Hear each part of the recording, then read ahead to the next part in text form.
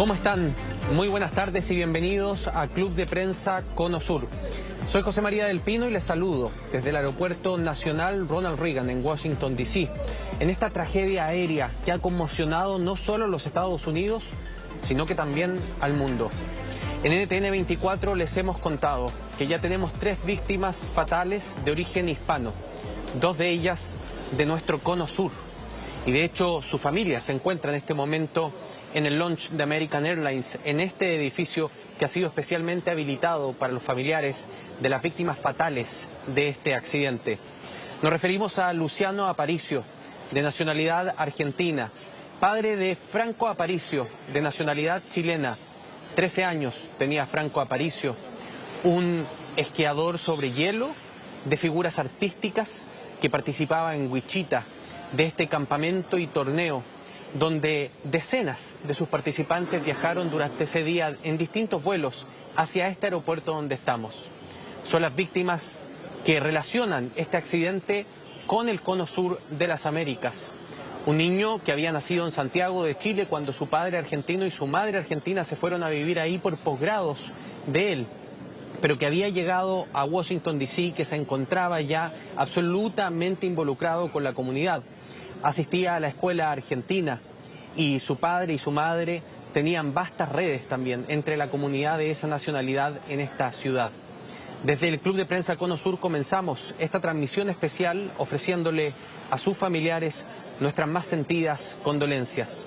Y con esta conexión con la noticia del momento a nivel global, voy a tomar ya contacto con quienes nos van a acompañar en esta emisión del Club de Prensa Cono Sur. Al primero que saludo es a Roberto Munita, director de la Escuela de Administración Pública de la Universidad Andrés Bello. Roberto, muy buenas tardes y bienvenido. Hola José María, buenas tardes.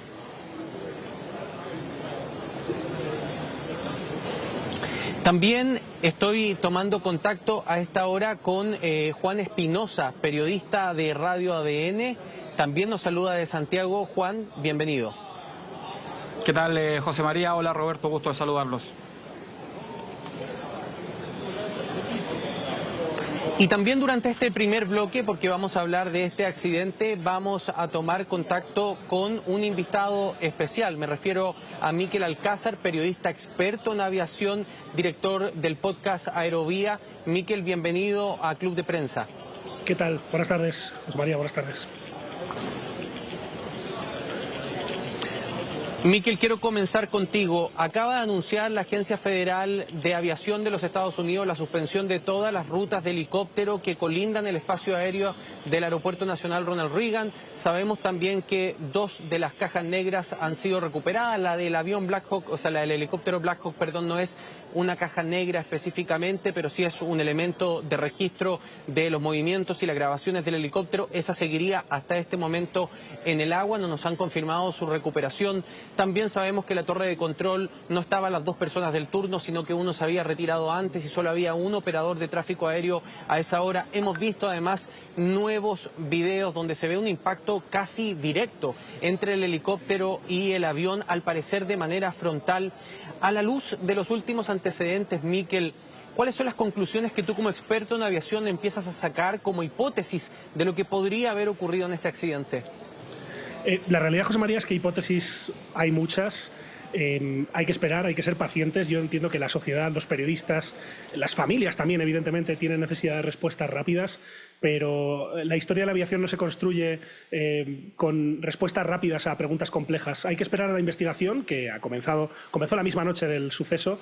La lidera la NTSB, la NTSB, que es la Junta Nacional de Seguridad en el Transporte de Estados Unidos, que es una entidad independiente, que esto es importante, sobre todo después de lo que vimos en el día de ayer con la comparecencia del presidente Donald Trump, con los mensajes en redes sociales de hoy, también declaraciones de algunos políticos de ese país. Ninguno de ellos nos va a dar la respuesta sobre lo que realmente sucedió esa fatídica noche del miércoles. Hay que tener paciencia, hay que esperar. Desde luego, los investigadores que van a hacer la tarea no solamente de aclarar o esclarecer qué sucedió, sino también de por qué sucedió lo que hemos visto en esos vídeos, y van a poder emitir así recomendaciones para evitar que vuelva a ocurrir algo así en el futuro.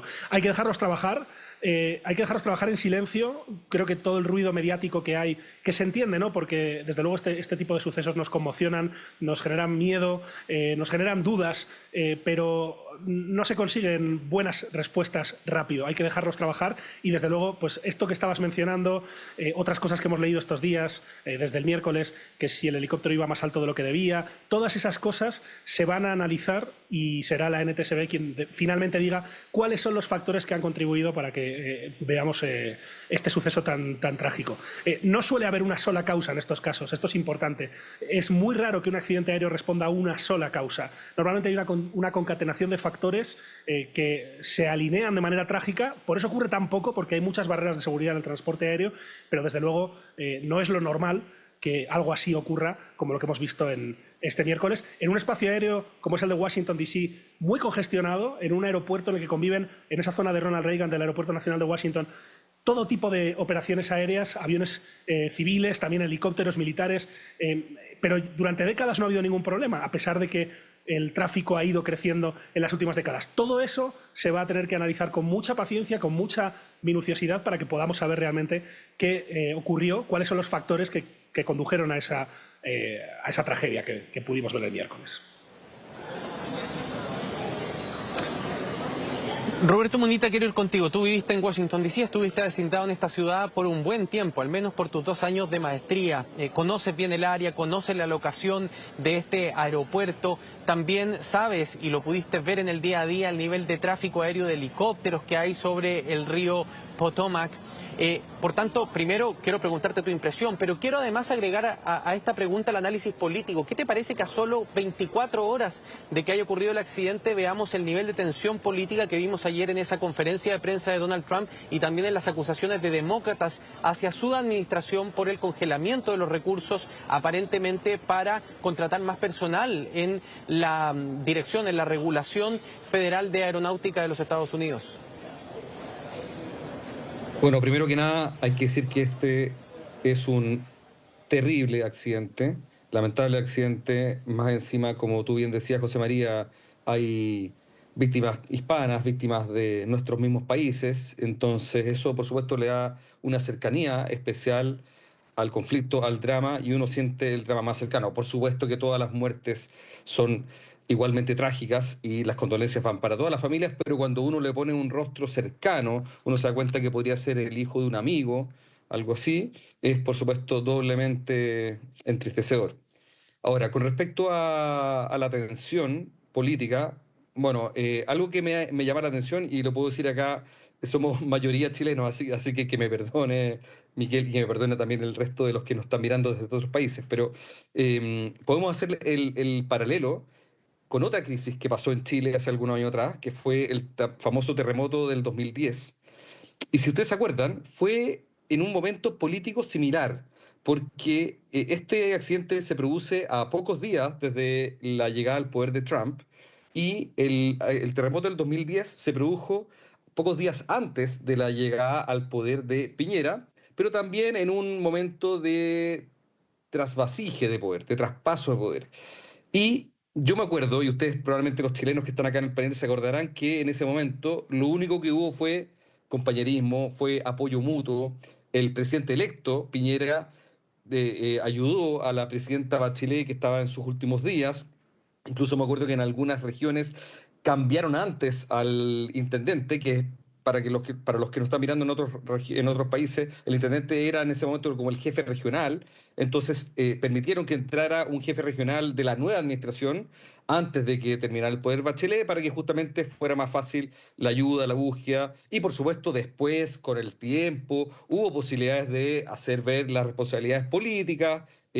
Hubo comisiones investigadoras, pero el mismo día del acto, como decías tú, José María, 24 horas después, lo único que ahí se buscaba o que se demostraba era unidad para enfrentar juntos la crisis. Y lamentablemente, en este caso, los demócratas y los republicanos no han actuado así, lo que también demuestra de alguna forma fisuras que sabemos que se vienen arrastrando en Estados Unidos desde hace mucho tiempo. Para terminar, con respecto a lo que tú dijiste, José María, hace un rato, efectivamente yo vivía en Washington y me sorprende que un accidente de esta envergadura pueda pasar a tan pocos metros del Capitolio o de la Casa Blanca. Sabemos que el tráfico aéreo es muy grande, pero también sabemos que las normas de seguridad son extremas, literalmente extremas. Más encima, esto está muy cerca del Pentágono. Yo me acuerdo que la zona del Pentágono, uno no podía, yo nunca le pude sacar una buena foto al Pentágono, porque no había ningún lugar para poder sacar para poder tener una perspectiva al fondo. Uno sí podía ir al Capitolio, sacarle fotos, podía ir a la Casa Blanca y sacarle fotos, pero en el Pentágono no, porque justamente era un área protegida. Todo el área del Potomac, todo lo que rodea al aeropuerto son áreas súper protegidas. Del DCA, del Reagan Airport, solamente salen vuelos nacionales, justamente por temas de precaución, de seguridad nacional. Entonces me sorprende. La verdad es que no encuentro la explicación de cómo pudo haber sucedido esto. Juan Espinosa, periodista de Radio ADN, te quiero hacer la pregunta ya entre colegas, ¿no? Tú has podido estar reporteando en Chile, habló hoy día el canciller Alberto Van Claveren, confirmó que una de las víctimas fatales era el niño chileno. Quiero preguntarte cómo ha sido cubierto desde Chile esta información que comenzó a trascender ayer por la tarde y que a la medida que ha ido pasando las horas se ha ido consolidando. Sí, de hecho, dentro de la cobertura ha sido como tratar de recordar también la seguidilla de accidentes que hemos tenido en el último tiempo respecto, no solo en Estados Unidos, lo que ha ocurrido en Corea del Sur, donde llevamos también 2 accidentes en muy poco tiempo. De hecho, hay una declaración durante las últimas horas del Colegio de Controladores de Tránsito Aéreo de Chile, que no solamente expresan las condolencias a las familias, sino que hablan de destacar el esfuerzo de quienes estuvieron a cargo de la operación de las aeronaves. Reconocen que probablemente pudo haber sido el momento más complejo de la vida profesional de estas personas. Se rescata mucho esa característica, pero también se hace mucho archivo respecto de cómo ha sido finalmente el desarrollo de los últimos accidentes aeronáuticos. Está recordaba a inicios del año pasado el accidente en el aeropuerto de Tokio, el accidente también en Corea del Sur, y este accidente donde también coexisten muchos casos de alguna forma irresponsabilidad o negligencia de las mismas autoridades, donde se hace también necesario algún tipo de trabajo mancomunado, por lo pronto en lo político, para ir esclareciendo las responsabilidades. El problema, como muy bien dice Roberto, para cómo está finalmente la situación en Estados Unidos, está particularmente complejo, y eso es algo que también se menciona considerando las últimas noticias que vinculan a Estados Unidos con Chile, que tienen que ver con otro tipo de materias, pero que de alguna forma también hacen que miremos un poquito más seguido lo que ocurre en Estados Unidos. Miquel, vuelvo contigo. Te quiero hacer 2 preguntas. La primera sobre este directorio de seguridad de transporte nacional que se hace cargo y lidera la investigación. Si nos puedes contar un poco sobre su historial, porque sabemos que muchas de sus investigaciones han terminado en grandes reformas para la aeronáutica civil en los Estados Unidos y en el mundo. Pero además te quería preguntar si tú escuchaste en los años previos una suerte de polémica por la ubicación en la que está este aeropuerto. La ubicación del aeropuerto Ronald Reagan ha sido comentario constante y discusión constante, y parece que ahora los críticos, los que decían que había que moverlo de aquí, están utilizando también este accidente como antecedente para reafirmar esa convicción de que no debería estar en este lugar, menos tan cerca de edificios tan importantes para la administración federal como es la Casa Blanca o el Capitolio. Esas son las 2 preguntas que tengo para ti sobre la investigación, lo que implica y lo buenas que han sido históricamente estas investigaciones, y sobre la ubicación del aeropuerto. Empiezo por esto segundo, José María, la ubicación del aeropuerto. Desde luego los aeropuertos no son vecinos agradables en ningún sitio, no son en Estados Unidos, no lo son en América Latina y yo diría que en ninguna ciudad del mundo, porque los aviones hacen ruido, esa es la realidad, y el impacto acústico se siente, aparte de luego pues lo que puede implicar en cuanto a los miedos de la gente sobre tener operaciones aéreas a su alrededor. Efectivamente, el aeropuerto nacional Ronald Reagan de Washington DC, que también tengo la fortuna de conocer muy bien porque viví 6 años apenas 500 metros en Pentagon City, muy cerca del Pentágono, efectivamente. Es un aeropuerto pues que está en una zona rodeada. Evidentemente no lo era así en los años 40 cuando se puso en marcha el Aeropuerto Nacional de Washington. Hoy en día es un aeropuerto rodeado por un lado por el río Potomac, por otro lado por toda una zona urbanizada, por varios barrios con edificios de viviendas, con edificios de oficinas, y es un aeropuerto sobre todo congestionado. Es un aeropuerto que tiene las estadísticas de mayor congestión en cuanto a congestión operativa, es decir, número de operaciones a la hora que ocurren en esas pistas, en la pista principal, en la pista 33, que es una de las pistas autopistas que se cruza, que se utiliza cuando el aeropuerto realmente está en tensión en cuanto a la carga de tráfico, y es un aeropuerto ruidoso, por eso por las noches no hay operaciones en las horas de la madrugada, porque es un aeropuerto que tiene mucho tráfico. Hay aeropuertos donde aterriza un avión al día y evidentemente son aeropuertos que no molestan, pero el Aeropuerto Nacional de Washington, efectivamente, también por su ubicación, tiene esas características especiales, las aproximaciones, las salidas, tienen virajes que no vemos en otros aeropuertos porque efectivamente hay varias zonas de espacio aéreo protegido, de espacio aéreo prohibido por las cuales no pueden sobrevolar las aeronaves, como efectivamente el National Mall, el Capitolio, la Casa Blanca, el Tribunal Supremo, el propio Pentágono también. Así que es un aeropuerto complejo, es un aeropuerto que los pilotos de Estados Unidos siempre ponen al frente en la clasificación de los más desafiantes del país, y pese a todo eso, pese a todo lo que estamos diciendo, es un aeropuerto que durante décadas ha sido muy seguro. El último accidente se produjo en el año 82, anterior a este, es decir, hace más de 40 años en los que no había habido ningún accidente de esta naturaleza. Obviamente va a haber que estudiar mucho no solamente las cajas negras de las que hablabas antes, José María, se va a analizar absolutamente todo, las grabaciones de la frecuencia aérea, de la torre de control, las entrevistas que se hagan a todas las personas que tuvieron algo que ver con la operación. Evidentemente no se va a poder contar con el testimonio de las víctimas, de los tripulantes, pero sí se va a poder analizar lo que ocurrió en esa cabina del CRJ de PSA Airlines, de la subsidiaria de American Airlines. También si se recupera, que esa es un poco la esperanza de los investigadores, de esa especie de caja negra que llevaba el Black Hawk, el helicóptero, para saber qué estaba ocurriendo en una y en otra cabina en los minutos, en los segundos anteriores al impacto. Y sobre eso la NTSB, que es una agencia, como decía, de seguridad en el transporte independiente, no solamente va a decirnos qué ocurrió, sino por qué, y va a emitir las recomendaciones. Cuando hay accidentes aéreos como este, en Estados Unidos el último había sido en 2009, de Colgan Air, en Nueva York, en Buffalo, se hacen recomendaciones y, por ejemplo, allí se cambiaron normativas. En algunos casos, a veces incluso se hablaba de una posible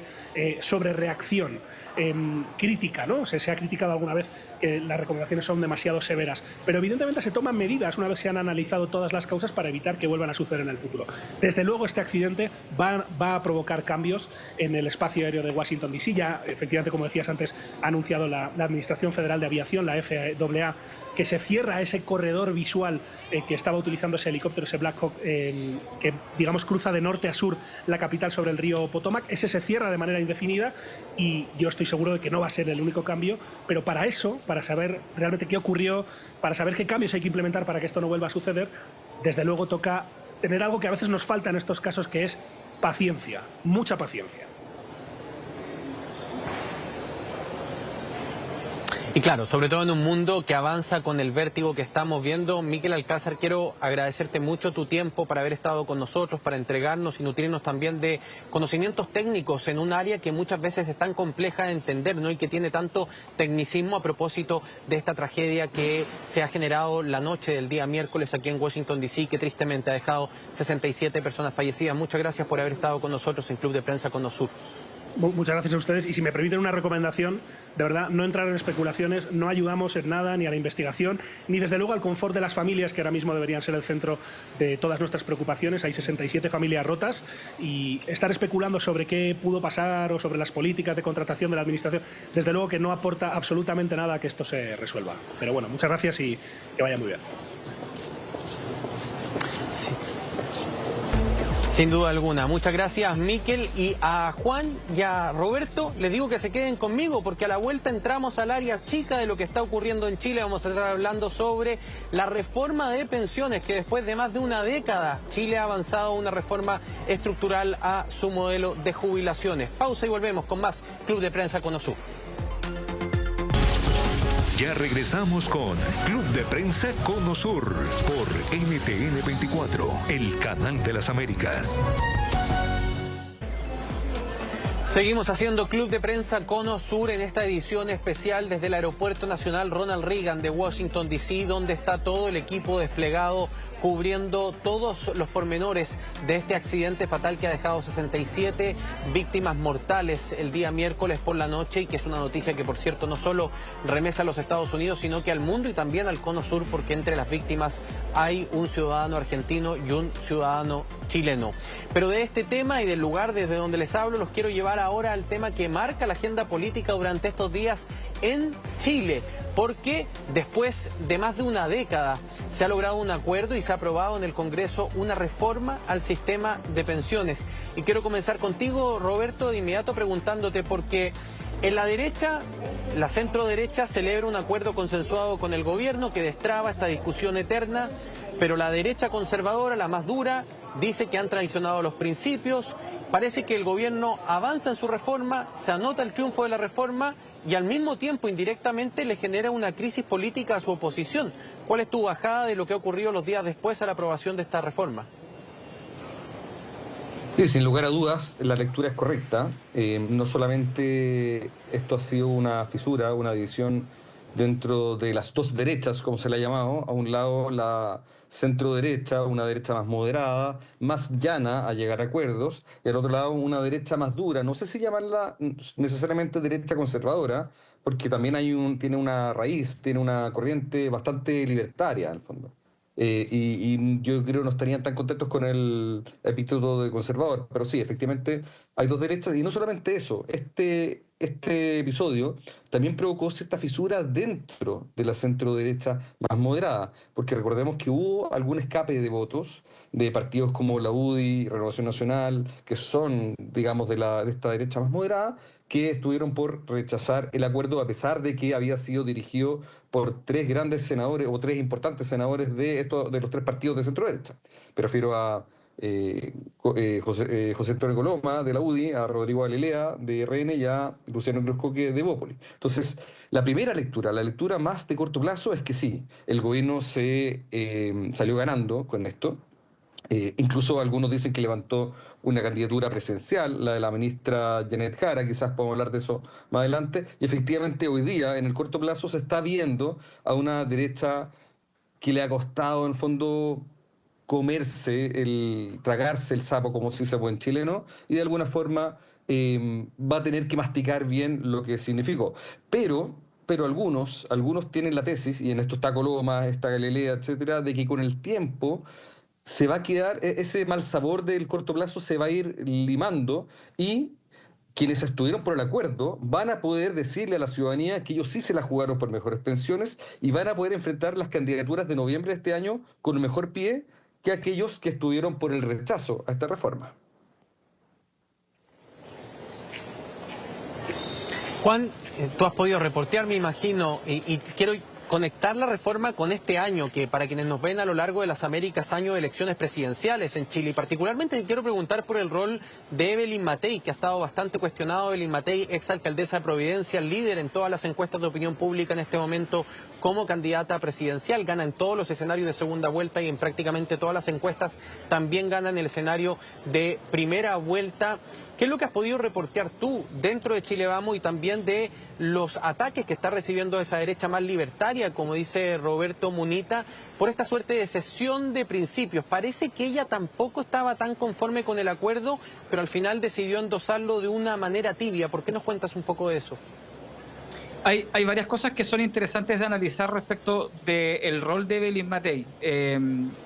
Yo trabajo en el Congreso Nacional, estuve 11 meses viendo cómo prácticamente todas las semanas era cada vez más complejo alcanzar el acuerdo previsional, y en las últimas horas el concepto de Evelyn Matei cobró una relevancia particular, porque el concepto de ella fue: ok, está el acuerdo, bien por ello, pero esperemos lo que tiene que decir el Consejo Fiscal Autónomo, que en los últimos meses en Chile ha tenido también una relevancia particularmente importante, por ejemplo, en la discusión del presupuesto del sector público, del Estado, que encontró que habían falencias por $600 millones, y eso finalmente obligó a modificar una serie de políticas públicas para este año. El transcurso de las últimas 3 semanas, podríamos decir, en la centro-derecha fue particularmente complejo, porque había que, de alguna forma, dar la cara, todos los partidos, los 3 partidos del bloque, por las decisiones que estaban tomando 3 senadores dentro de una mesa negociadora.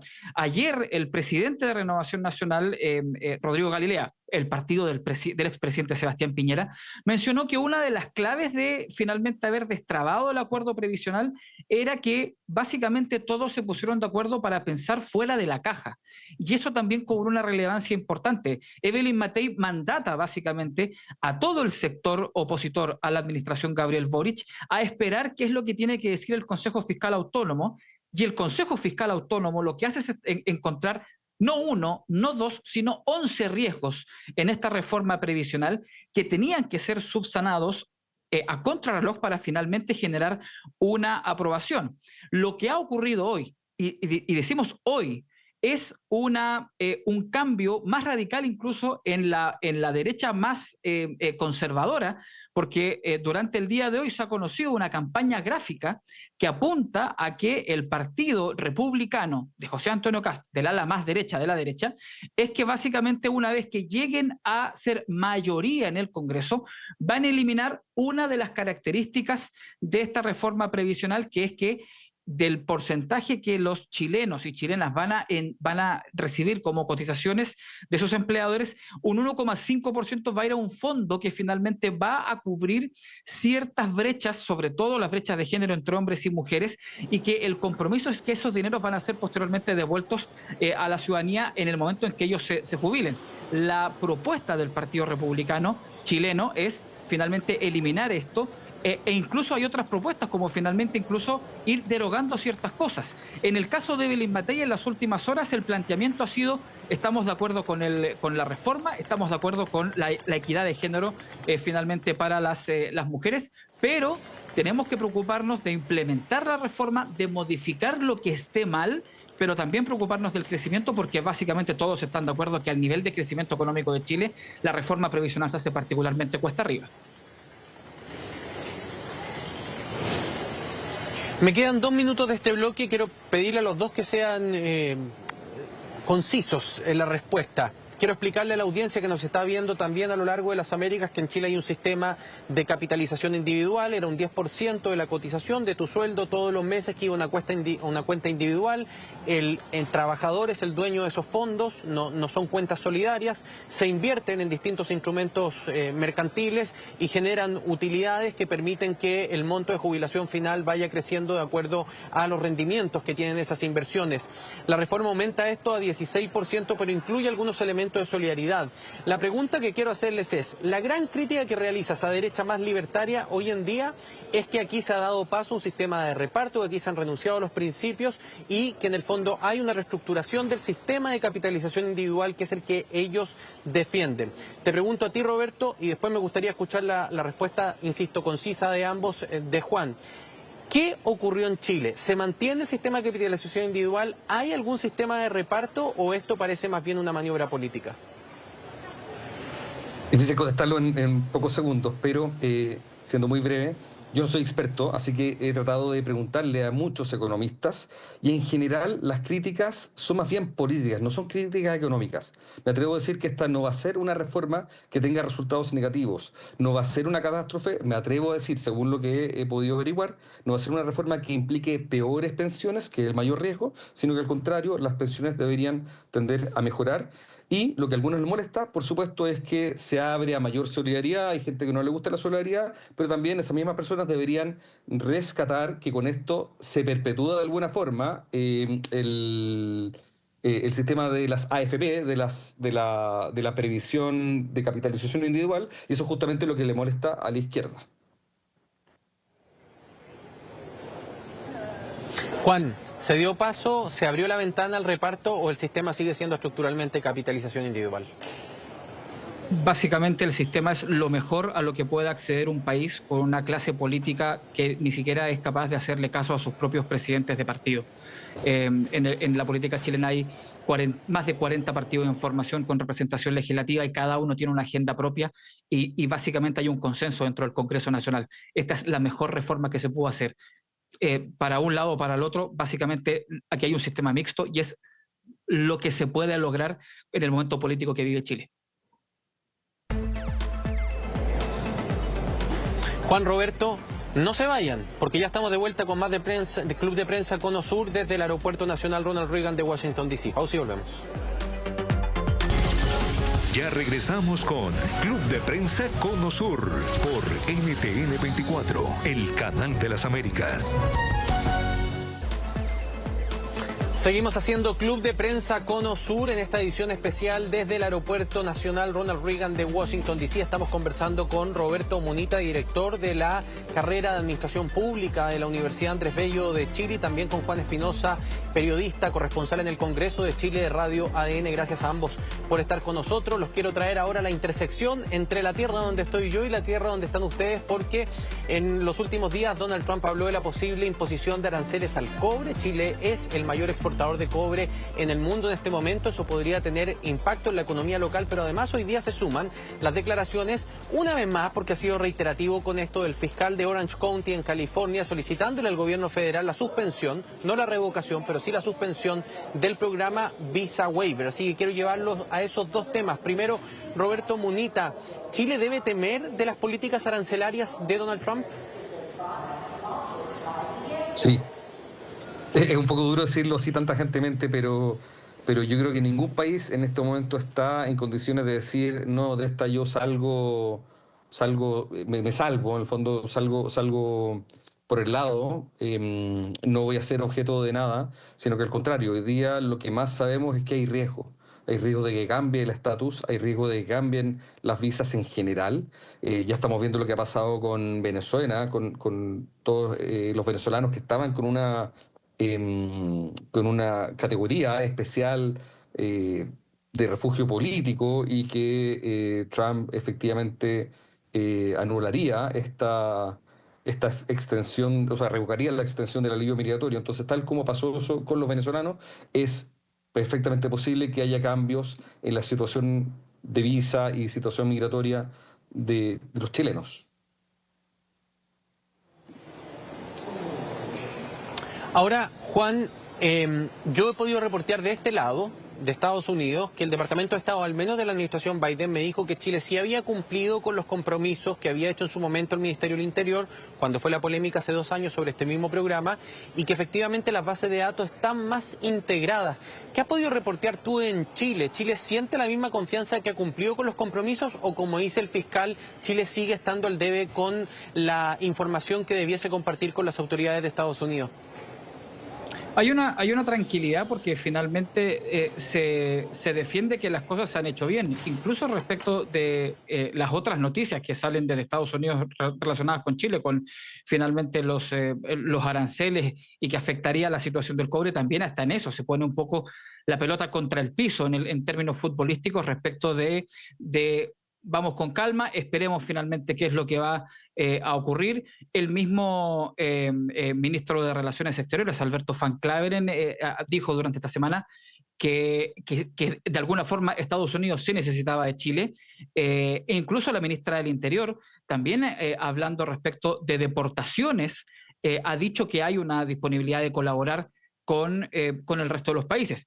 Es todo lo contrario en la relación Chile-Estados Unidos a lo que hoy día, por ejemplo, está ocurriendo entre Chile y Venezuela. Por lo menos dentro de los pasillos hay algún tipo de calma, no así dentro de los pasillos del Congreso, donde, como lo decíamos, ¿no?, la fragmentación hace que todas estas noticias, que todavía son temas en desarrollo, se vuelvan prácticamente el apocalipsis y el acabo de mundo. Pero por lo pronto al interior de las fuentes de gobierno hay una tranquilidad, porque esperan que finalmente aquí ya también se vaya suavizando con el paso de los días el discurso, pero pareciera que eso no va a ocurrir muy fácilmente. Gracias, Juan. Y en periodismo en Chile se dice eres un gran bandejero, porque justo te iba a preguntar sobre el tema que viene a continuación, y voy a comenzar contigo nuevamente en esta pregunta, Roberto Munita. Hoy Venezuela, o más bien fue el miércoles, pero hoy lo ha comunicado la Cancillería chilena, le ha pedido a Chile terminar con sus misiones consulares en Caracas y en Puerto Ordaz, y con esto ya definitivamente se rompen las relaciones diplomáticas entre ambos países. Eso era lo único que quedaba. Aún así, Chile se niega, por ejemplo, a declarar presidente electo a Edmundo González, y me da la impresión, cuando uno escucha a los oficiales del gobierno chileno, que no pierden en el fondo la esperanza de generar algún tipo de interlocución con el gobierno venezolano. ¿Cuál, a tu juicio, debiese ser la estrategia de la Cancillería con la dictadura de Nicolás Maduro? Bueno, yo siento que cualquier estrategia ya llega un poco tarde, ¿eh? Maduro ya juró, Maduro ya comenzó su tercer periodo y no veo mucha chance de que eso se pueda revertir, al menos en el corto plazo. Sería muy raro que hubiera algún movimiento internacional por parte de Mundo Gonzalo, por parte de la oposición a Maduro, que logre articularse. No digo que no pueda pasar, digo nomás que no lo veo factible en el corto plazo porque no hay ruido, al menos, en el ambiente. En ese sentido, hoy día la Cancillería, por supuesto, yo creo que no va a avanzar hacia reconocer el triunfo de Maduro. No veo algo así en el escenario, dado lo que ha pasado en los últimos meses, en el que sí, de alguna forma, la Cancillería y la Presidencia de Chile reconoció que Maduro había hecho algún tipo de fraude o que al menos no tenía asegurado el triunfo, que no había demostrado que hubiera ganado las elecciones. Siendo así, yo creo que la Cancillería hoy día no puede cambiarse de carril, no puede reconocer a Maduro. Y segundo, yo creo que no tiene mucho más margen que buscar, por ejemplo, a través de Lula, a través de otros actores de la región, conseguir una salida o al menos un espacio de diálogo en Venezuela. Esto también, o sea, esto por supuesto tiene que ver con pensar en Venezuela, pensar en la estabilidad de la región, pero también pensar en la frontera de Chile, porque sabemos que las repercusiones de un nuevo periodo de Maduro en el poder es que haya más migración hacia Colombia, hacia Ecuador, hacia Perú, hacia Chile, entre otros países. Juan, te quiero preguntar porque Chile dijo, puede que llevemos a Diosdado a la Corte Penal Internacional, puede que incluso lo imputemos en territorio nacional a propósito del crimen de Ronald Ojeda. Dijo que si se confirmaba esto todo era muy grave. Ahora le corta las relaciones diplomáticas. Parece que Chile muestra los dientes, pero no concreta. ¿Tú ves que hay agua en la piscina para que Chile endurezca su postura con el gobierno venezolano? Me quedan muy pocos minutos, así que también te pido que la respuesta sea precisa. Sí.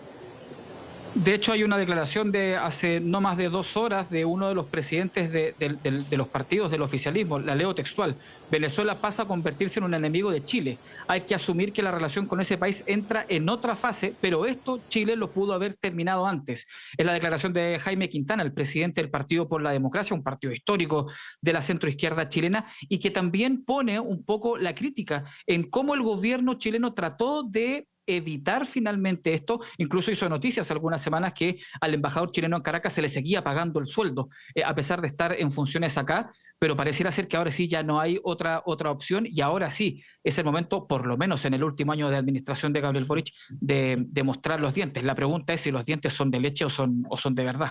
Eso también es algo que hay que ver.